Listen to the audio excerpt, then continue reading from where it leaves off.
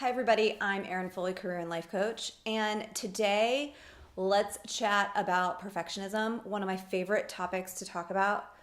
You all, I did not know that I was a perfectionist. It was a huge wake-up call to me when this finally clicked for me, probably, 8 or 9 years ago. I am the type of perfectionist that is the sort of procrastinator and puts things off, and until I'm sort of forced to do it, dives into it. And for years and years and years, that's the work pattern that I had. I didn't understand that it was steeped in perfectionism. Also, of course, are the perfectionists who are the opposite, who over prepare, do things way ahead of time, go well above and beyond what they need to do to get something done.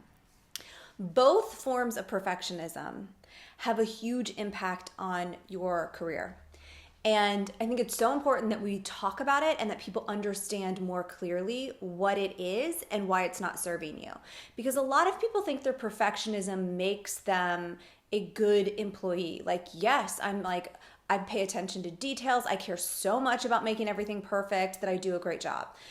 And while it's great for you to put all that you can into your work and to care about it and to do your best work, perfectionism is actually fear.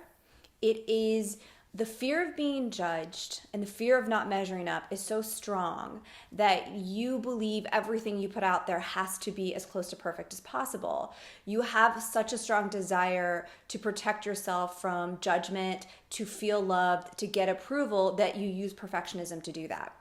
Here's the thing about perfectionism. First of all, it's not possible and it's not real.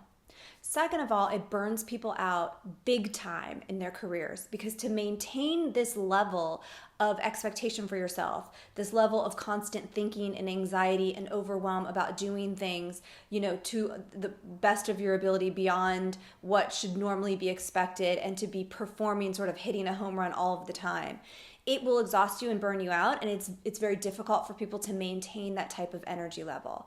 What also happens with perfectionism is that we tend to play small. We're afraid to go big in our careers. We're afraid to take the risk. We're afraid to put ourselves out there. We're afraid to make the change. We're afraid to take on that project. Maybe you're in a new role, a new position, a new job, and your perfectionism is really eating you alive in terms of feeling all the time angst about how you're doing, really being able to enjoy, to learn, to step into this new position. So perfectionism doesn't actually serve you. And I just want to start by getting you to understand that, so you can start noticing all the spaces in your career where your perfectionism comes to the forefront. And I want you to start questioning the assumption that you operate from, that being a perfectionist is going to give you the successful, fulfilling career that you want.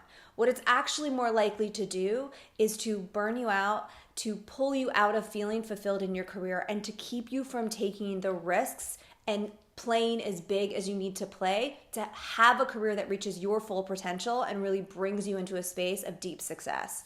So for today, I just want you to really start to question your perfectionism. Notice which kind of perfectionism you have. Are you the one who over prepares? Are you the one who procrastinates? I have another video where I talk specifically about that. Which one are you and what you can start doing about it? So I encourage you to tune into that.